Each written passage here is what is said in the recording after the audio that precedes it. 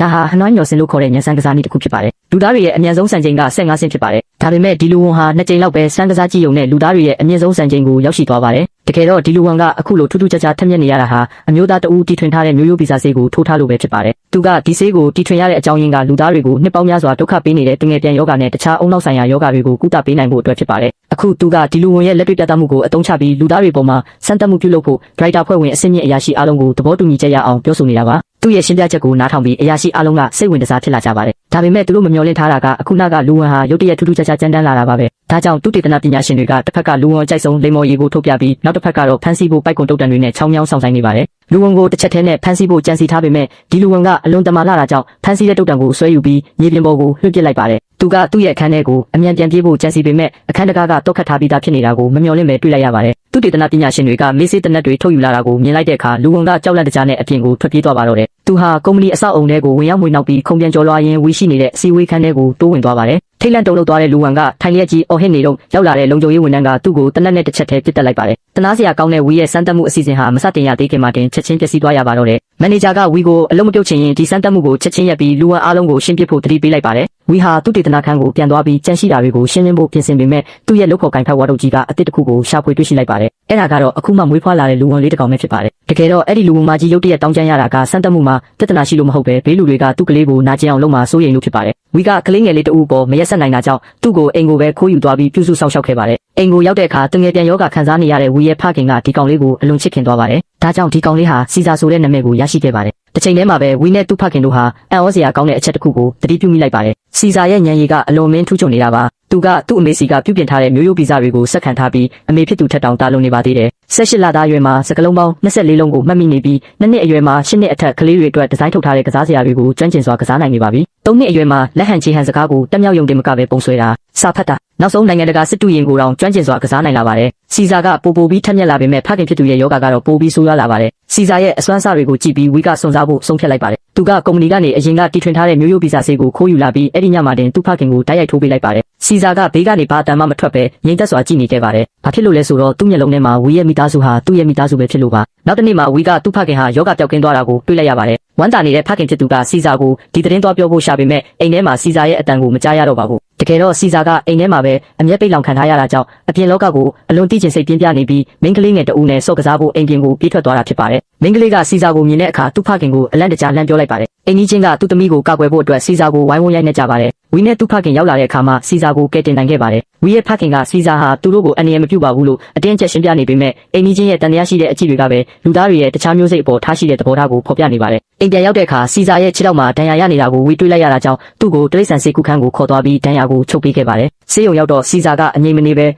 ဝီကိုအမျိုးသမီးဆရာဝန်နဲ့အတူတူထမင်းစားတင်တယ်လို့လက်ဟန်ချေဟန်နဲ့တောင်ပြောဆိုနေပါတယ်ဝီကလည်းမတက်တာနဲ့သူပြောတဲ့အတိုင်းလှုပ်ဆောင်ခဲ့ပြီးမကြခင်မှာပဲအမျိုးသမီးဆရာဝန်ကာရိုလိုင်းနဲ့တွဲဖြစ်သွားပါတယ်ဒါပေမဲ့သူတို့နှစ်ဦးလုံးကကြီးထွားလာတဲ့စီဇာကိုပိတ်လောင်ထားတဲ့ပတ်ဝန်းကျင်မှာအမြဲထားလို့မရဘူးဆိုတဲ့ကြီးလေးတဲ့ပြဿနာတစ်ခုကိုသတိထားမိလာကြပါတယ်ဒါကြောင့်သူတို့နှစ်ဦးကစီဇာကိုတစ်တော်တစ်ခုစီခေါ်သွားကြပါတယ်ဝီကစီဇာရဲ့လက်ဘင်းကလက်ပတ်ကိုဖြုတ်ပေးလိုက်ပါတယ်စီဇာကဒုတစ်ဖက်ထောက်ထိုင်ပြီးဝီရဲ့ခွင့်ပြုချက်ကိုတောင်းခံဖို့သူ့ရဲ့ညာဘက်လက်ကိုကမ်းပေးလိုက်ပါတယ်ဝီရဲ့လက်ချောင်းလေးကစီဇာရဲ့လက်ပွားကိုပုတ်ဆွဲလိုက်တဲ့အထိစီဇာကစိတ်လို့ကိုလို့ဖြစ်မသွားသေးပါဘူးသူကကြီးမားတဲ့တစ်ပင်ကြီးတစ်ပင်ရဲ့ခြေရင်းကိုရောက်သွားပြီးဝီနဲ့မိသားစုရဲ့အားပေးမှုနဲ့အတူအပေါ်ကိုစတင်တွေ့တက်ပါတော့တယ်သူကပိုပြီးမြင်တက်လာပြီးပိုပြီးမြင့်တဲ့နေရာကိုရောက်လာပါတယ်တစ်တော်ထဲမှာရေကူးနေတဲ့ငါးတကောင်လိုပဲမနာတမ်းကူးလူပြန်တန်းနေပါတယ်ဒီလိုနဲ့တရက်ပြီးတရက်တစ်နှစ်ပြီးတစ်နှစ်ကုန်ဆုံးခဲ့ပြီးနောက်စီဇာဟာနောက်ဆုံးမှတစ်ပင်ရဲ့အထိတ်ဆုံးကိုရောက်ရှိသွားပြီးအရွယ်ရောက်တဲ့အထိကြီးထွားလာခဲ့ပါတယ်ဘာဖြစ်လို့ငါရဲ့လက်ဘင်းမှာခွေးတွေဆွဲတဲ့လက်ပတ်ကိုဝတ်ထားရတာလဲဆိုတာကတော့စီဇာလုံခဲ့တဲ့ငါးနှလုံးလုံးဇဝေဇဝါဖြစ်နေရတဲ့မိကုန်းပါပဲသူဟာသူ့ကိုယ်သူနဲ့ရှေ့ကယူသွတ်နေတဲ့ခွေးတကောင်ဘာကွာခြားလဲဆိုတာကိုနားမလည်နိုင်တာကြောင့်ရင်ထဲကဒေါသတွေကိုဟိန်းဟောက်ပြီးဖော်ပြနေရပါတယ်ဒါပေမဲ့နောက်ဆုံးမှာတော့သူဟာဝီရဲ့အမိန့်ကိုမလွန်ဆန်နိုင်ခဲ့ပါဘ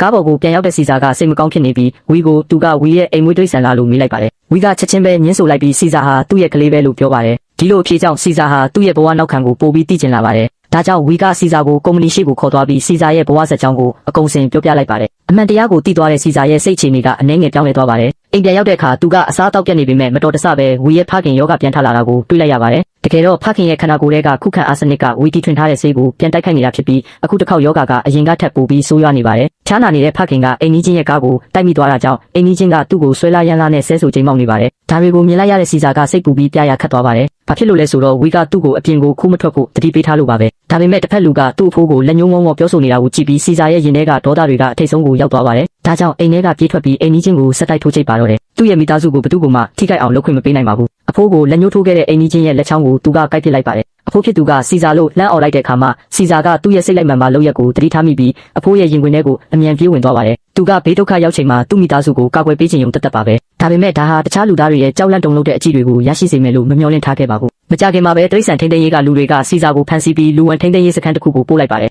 ဝီတို့ကဒီနေရာရဲ့ပတ်ဝန်းကျင်ကမဆိုးဘူးလို့ထင်တာကြောင့်စိတ်မပူခဲ့ကြပါဘူးဒါပေမဲ့ဝီပြန်တော့မဲ့အချိန်မှာစီစာကချက်ချင်းပဲထိတ်လန့်သွားပါတယ်ဝီကစီစာကိုသူမကြခင်ပြန်လာမှဖြစ်ပြီးဒါကခဏဖြုတ်ပဲနေရမှာလို့ပြောပါတယ်ပြောပြီးတာနဲ့စာရွက်စာတမ်းတွေတွားလို့ဖို့တာဝန်ခံတော့ကိုလိုက်သွားပါတယ်ဒါပေမဲ့သူတို့မမျှော်လင့်ထားတာကဝီထွက်သွားတာနဲ့တခြားထိန်းသိမ်းရေးသမားတစ်ယောက်ကစီစာကိုလှောင်အိမ်ထဲရောက်အောင်လှည့်စားပြီးထည့်လိုက်တာပါပဲဒီမှာလူဝင်ပေါင်းရာနဲ့ချီပိတ်လောင်ခံထားရတာကိုစီစာတွေ့လိုက်ရပါတယ်ထိန်းသိမ်းရေးသမားကစီစာကိုရေပိုက်နဲ့ထိုးပြီးနှိပ်စက်ရုံတင်မကပဲဝက်တောင်မစားတဲ့အစားအစာတွေကိုနေတိုင်းကျွေးပါတယ်အားကိုးရမဲနေတဲ့စီစာကမြေပြင်ပေါ်မှာခွေရိုင်နေရင်ကြောက်ခဲတစ်လုံးကိုတွေ့ပြီးနေရံပေါ်မှာပတင်းပေါက်ပုံစံတစ်ခုကိုဆွဲလိုက်ပါတယ်ငငယ်ကလေးကစီစာဟာပတင်းပေါက်ကနေတဆင့်အပြင်လောကကိုအမြဲတမ်းမျှော်လင့်တောက်တခဲ့တာပါဒါပေမဲ့အပြင်လောကကဒီလောက်အထိရက်ဆက်မယ်လို့သူမထင်ထားခဲ့ပါဘူးအခုသူကအိမ်ကိုပဲပြန်ကျင်နေပါပြီမကြခင်မှာပဲစီစာဟာထိန်းသိမ်းရေးစခန်းရဲ့ပထမဆုံးအုပ်စုလိုက်လှုပ်ရှားမှုကိုရင်ဆိုင်ရပါတယ်စီစာကသူ့ရဲ့မျိုးနွယ်တွေအများကြီးရှိနေတာကိုမြင်တော့သူတို့နဲ့အမြန်ရောနှောချင်တာကြောင့်လူဝအုပ်စုရဲ့ခေါင်းဆောင်စီကိုခင်မင်တဲ့အနေနဲ့လက်ကမ်းပေးလိုက်ပါတယ်ဒါပေမဲ့တစ်ဖက်လူကသူ့ရဲ့အင်ဂျီကိုဆွဲပြက်ပစ်လိုက်ရုံတင်မကပဲသူ့ကိုအပြင်းထန်ထိုးချိတ်ပါတော့တယ်ထိန်းသိမ်းရေးသမားကမေးစေးတနက်နဲ့နှစ်ချက်ပစ်လိုက်တဲ့အခါမှာဒီရုံးရင်ဆန်ခတ်မှုကပြီးဆုံးသွားပါတယ်တစ်ဖက်မှာလည်းဝီကသူ့ဖခင်ကိုဆေးထိုးပေးခဲ့တဲ့အကြောင်းကိုကုမ္ပဏီပိုင်ရှင်ကိုပြောပြလိုက်ပါတယ်တစ်ချိန်တည်းမှာပဲဒီဆေးကပြုပြင်မှုမှန်ဖို့လိုအပ်နေတဲ့အမှန်တရားကိုလည်းပြောလိုက်ပါတယ်ပိုင်ရှင်ကဒါကိုကြားတဲ့အခါဝီကိုစမ်းသပ်မှုပြန်စဖို့ချက်ချင်းခိုင်းလိုက်ပါတယ်အဲ့ဒီနောက်မှာတော့ကူဘာလို့ခေါ်တဲ့လူဝန်တကောင်ဟာစမ်းသပ်မှုကတင်ပေါ်ကိုရောက်လာပါတယ်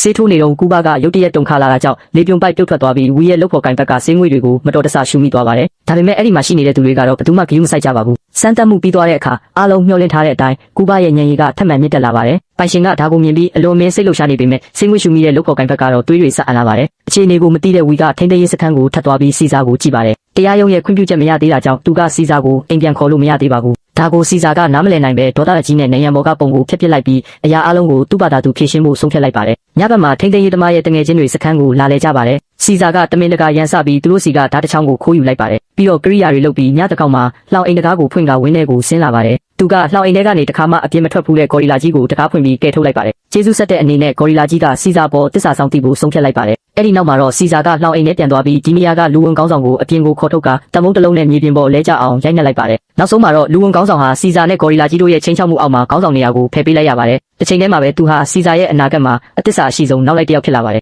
မကြခင်မှာပဲစီစာကဒီနေရာကလူဝင်အားလုံးကိုအုပ်ချုပ်နိုင်လာပါတယ်အဲ့ဒီနေ့ညမှာတင်ဝီရဲ့ဖခင်ဟာယောဂဝေဒနာကိုဆက်ပြီးမခံစားကျင်တော့တာကြောင့်ကုသမှုကိုဆွန့်လွတ်ပြီးအေးချမ်းစွာကွယ်လွန်သွားတယ်ဝီရဲ့လုပ်ဖော်ကိုင်ဘက်ကလည်းဆေးငွေရှူမိလို့အိမ်မှာပဲတည်ဆုံသွားပါတယ်အခုတစ်ခေါက်တီထွင်လိုက်တဲ့ဆေးမှာပြင်းထန်တဲ့ဘေးထွက်ဆိုးကျိုးတွေရှိနေတာကသိတာနေပါပြီဒါကြောင့်နောက်တစ်နေ့မနက်စောစောမှာသူကကုမ္ပဏီကိုသွားပြီးဒီဆေးကလူသားတွေအတွက်အန္တရာယ်ရှိနိုင်တယ်လို့ပိုင်ရှင်ကိုတတိပေးပါတယ်ဒါပေမဲ့ပိုင်ရှင်ကပတ်စံရဖို့အတွက်အမြောက်များထုတ်လုပ်မှုကိုစတင်နေပါပြီဒေါသထွက်သွားတဲ့ဝီကအလုတ်ကနေချက်ချင်းနှုတ်ထွက်လိုက်ပါတယ်သူကထိန်းသိမ်းရေးစခန်းကိုသွားပြီးပတ်စံအထက်လိုက်ပေးကစီစာကိုခေါ်ထုတ်ဖို့ကြိုးစားပါတယ်ထိန်းသိမ်းရေးစခန်းပိုင်ရှင်ကလည်းဘာမှမပြောဘဲသတင်းစာတစ်စောင်နဲ့ပတ်စံကိုဖုံးလိုက်ပါတယ်အဲ့ဒီနောက်ဝီကကျိုးတစ်ချောင်းကိုယူပြီးစီစာရဲ့လှောင်အိမ်စီကိုသွားပါတယ်ဒါပေမဲ့အခုတစ်ခေါက်မှာတော့စီစာကလှောင်အိမ်တကားကိုပိတ်လိုက်ပြီးဝီနဲ့အတူလိုက်ဖို့ညှင်းဆိုလိုက်ပါတယ်ဘာဖြစ်လို့လဲဆိုတော့သူကဒီမှာကြံနေခဲ့ပြီးဒီနေရာကလူဝင်အားလုံးကိုကယ်ထုတ်ချင်လို့ပဲဖြစ်ပါတယ်ဒါကြောင့်နောက်တစ်နေ့မှာသူကဒီနေရာမှာအထက်မြတ်ဆုံးဖြစ်တဲ့အော်ရန်ဂူတန်လူဝင်ကြီးကိုရှာပြီးလူဝင်အားလုံးစီးလုံးအောင်ကူညီပေးဖို့ပြောပါတယ်ဒါမှသာသူတို့အပြင်ကိုထွက်ပြေးနိုင်မှာပါဒါပေမဲ့လူဝင်ကြီးကဒီမှာရှိတဲ့လူဝင်တွေကအရန်တုံးအလုံးနဲ့လို့ထင်နေပါတယ်ဒါကိုကြားတဲ့စီစာကစဉ်းစားကန်းဝင်သွားပါတယ်လူဝင်အားလုံးကိုသာညံကောင်းအောင်လုပ်ပေးနိုင်ရင်ပြဿနာကပြေလည်သွားမှာပါထိန်းသိမ်းရေးသမားကအလုတ်ဆင်းဖို့ပြင်နေတော့မှထူးဆန်းတဲ့မြင်ကွင်းတစ်ခုကိုတွေ့လိုက်ရပါတယ်လူဝင်အုပ်စုကဘာတွေတိုင်ပင်နေကြလဲမသိပဲငြိမ်သက်စွာရက်နေကြတာပါဒါအပြင်ခေါင်းဆောင်ဖြစ်တဲ့စီစာကသူ့ကိုစူးစူးဆိုက်ဆိုက်ပြန်ကြည့်နေပါတယ်ထိန်းသိမ်းရေးသမားကကြောက်လန့်တကြားနဲ့လူဝင်တွေကိုလှောင်အိမ်နဲ့အမြန်ပြန်ထည့်ဖို့လုပ်ပါတယ်ဒါပေမဲ့ခေါင်းဆောင်ဖြစ်တဲ့စီစာကတော့ပြန်မသွားပါဘူးထိန်းသိမ်းရေးသမားကလျှက်စစ်တုံနဲ့စီစာကိုစုံမဖို့လုပ်ပေမဲ့စီစာကအလွယ်တကူရှောင်တိန်ပြီးထိန်းသိမ်းရေးသမားရဲ့လက်မောင်းကိုဆွဲကင်လိုက်ပါတယ်စီစာကအတန်ကျဲကြီးနဲ့နှုတ်လို့ထိန်းဟောက်လိုက်တဲ့အခါအားလုံးငြိမ်သွားပြီးလှောင်အိမ်ထဲကဂေါ်ရီလာကြီးတောင်လန့်သွားပါတယ်စီစာကထိန်းသိမ်းရေးသမားကိုတစ်ချက်ထဲနဲ့လဲကျအောင်ထိုးလိုက်ပါတော့တယ်လူဝင်အားလုံးကကျဲလောင်စွာအော်ဟစ်ကြပါတယ်ဒါဟာသူတို့ရဲ့ခေါင်းဆောင်သူတို့ရဲ့ဘရင်ပါပဲသူတို့ရဲ့ဘရင်ကလူသားစကားကိုတောင်ပြောနိုင်နေပါပြီစီစာကထိန်းသိမ်းရေးသမားကိုလှောင်အိမ်ထဲမှာပိတ်ထားလိုက်ပြီးလူဝင်တွေကိုတကောင်ချင်းစီလွတ်ပေးပါတယ်နောက်ထပ်ထိန်းသိမ်းရေးသမားတစ်ယောက်ရောက်လာတဲ့အချိန်မှာတော့လူဝင်အားလုံးလွတ်နေပါပြီလူဝင်အုပ်စုကထိန်းသိမ်းရေးသမားကိုဆွဲလဲပြီးဝိုင်းဝန်းရိုက်နှက်ကြပေမဲ့စီစာကရှေ့ကနေတားဆီးလိုက်ပါတယ်ဘာဖြစ်လို့လဲဆိုတော့စီစာကလူဝင်တွေကိုလွတ်လပ်ခွင့်ရအောင်ပဲဥဆောင်ချင်တာဖြစ်ပြီးအပြစ်မဲ့သူတွေကိုမတက်ချင်လို့ပါအဲ့ဒီနောက်လူဝင်တွေဟာကွင်းပြင်ထဲကိုထွက်လာပြီးတကောင်ပြီးတကောင်အမိုးပေါ်ကနေခုန်ထွက်သွားကြပါတယ်အခုသူတို့မှာဘာတားဆီးမှမရှိတော့ပါဘူးစီစာရဲ့ဥဆောင်မှုအောက်မှာသူတို့ဟာနှစ်ဖွဲ့ခွဲပြီးမြို့ရဲ့နေရာအနှံ့ကိုချီတက်ကြပါတယ်အဖွဲ့တစ်ဖွဲ့ကစီစာနောက်ကိုလိုက်ပြီးမျိုးရိုးဗီဇာဆေးတွေထုတ်တဲ့နည်းပညာကုမ္ပဏီကိုသွားပါတယ်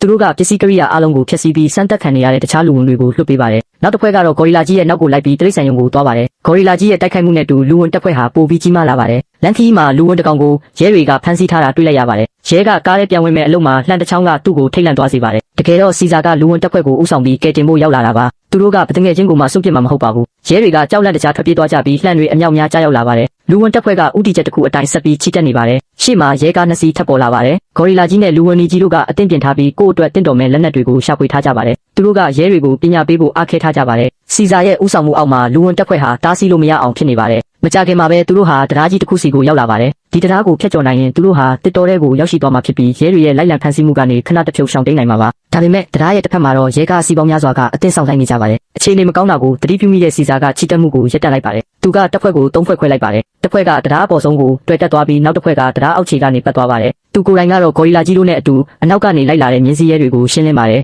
ဒါပေမဲ့လူသားတွေအသက်ခံရတော့မဲ့အချိန်မှာတော့သူကအမြဲတမ်းတားဆီးပေးပါတယ်အဲ့ဒီနောက်စီစာကအမိတ်ပေးလိုက်ပြီးဂေါ်ရီလာကြီးတို့ကဘတ်စကားတစ်စီးကိုတွန်းပြီးအတားဆီးတွေကိုတိုက်ဖြတ်ဖို့ရှေ့ဆက်တိုးကြပါတယ်အတားဆီးတွေကိုတိုက်ပြီးတော့မဲ့အချိန်မှာဘတ်စကားကရုတ်တရက်ရက်သွားပါတယ်ပတ်ဝန်းကျင်တစ်ခုလုံးချက်ချင်းတိတ်ဆိတ်သွားပါတယ်အဲ့ဒီနောက်မှာတော့မြင်းတကောင်ကရဲတွေစီကိုပြေးဝင်လာပါတယ်မြင်းပေါ်မှာစီးလာတဲ့စီစာကရုတ်တရက်မတ်တက်ရက်ပြီးအမိတ်ပေးလိုက်ပါတယ်တရားပေါ်နဲ့အောက်ကလူဝင်တပ်ဖွဲ့တွေကချက်ချင်းတိုက်ခိုက်ကြပါတယ်ရဲအားလုံးဟာ2မိနစ်အတွင်းမှာတင်တိုက်ခိုက်နိုင်စွမ်းမရှိတော့ပါဘူးလူဝင်တွေကအောင်ပွဲအတွက်ကြွေးကြော်နေကြပေမဲ့တိုက်ပွဲကအမှန်တကယ်မပြီးဆုံးသေးပါဘူးရုတ်တရက်ရဟတ်ရင်တစည်းပေါ်လာပြီးလူဝင်တပ်ဖွဲ့ကိုစက်တိုက်ပစ်ခတ်ပါတော့တယ်တပ်ဖွဲ့ကအထိနာနေတာကိုမြင်လိုက်ရတဲ့စီစာကတန်ကြိုးတစ်ချောင်းကိုပစ်ပေါက်ပြီးရဟတ်ရင်မောင်းသူကိုလွတ်ထွက်သွားအောင်လုပ်လိုက်ပါတယ်နောက်ထပ်မောင်းသူကစီစာကိုယူသွတ်စွာပစ်ခတ်ပါတယ်ဂေါ်ရီလာကြီးကစီစာကိုတွန်းထုတ်လိုက်ပြီးကြီးစံတွေကိုအန်တုကရဟတ်ရင်ပေါ်ကိုခုန်တက်ပြီးအရှိန်နဲ့စောင့်ချလိုက်ပါတယ်ဂေါ်ရီလာကြီးဟာနောက်ဆုံးမှာတော့ကန်ဆိုးစွာတိတ်ဆုံးသွားခဲ့ပါတယ်မမျောစရာကောင်းပေမဲ့လည်းဒီတိုက်ပွဲကတော့သူ့ဘဝမှာအကျေနပ်ဆုံးဖြစ်မှာပါတစ်ဖက်မှာလည်းရဟတ်ရင်ပေါ်ကကုမ္ပဏီပိုင်ရှင်ကစီစာကိုသူ့အသက်ကိုကယ်ပေးဖို့တောင်းပန်နေပေမဲ့ကူဘာကသူ့ကိုကန်ချလိုက်ပါတယ်အဲ့ဒီနောက်မှာတော့စီစာဟာလူဝင်တပ်ဖွဲ့ကိုဥဆောင်ပြီးတစ်တော်တဲ့ကိုပြန်ရောက်သွားပါတယ်အဲ့ဒီအချိန်မှာဝီကရုတ်တရက်ရောက်လာပါတယ်သူကစီစာကိုသူ့နောက်ကိုပြန်လိုက်ခဲ့ဖို့ထပ်ပြီးမျှော်လင့်နေပါတယ်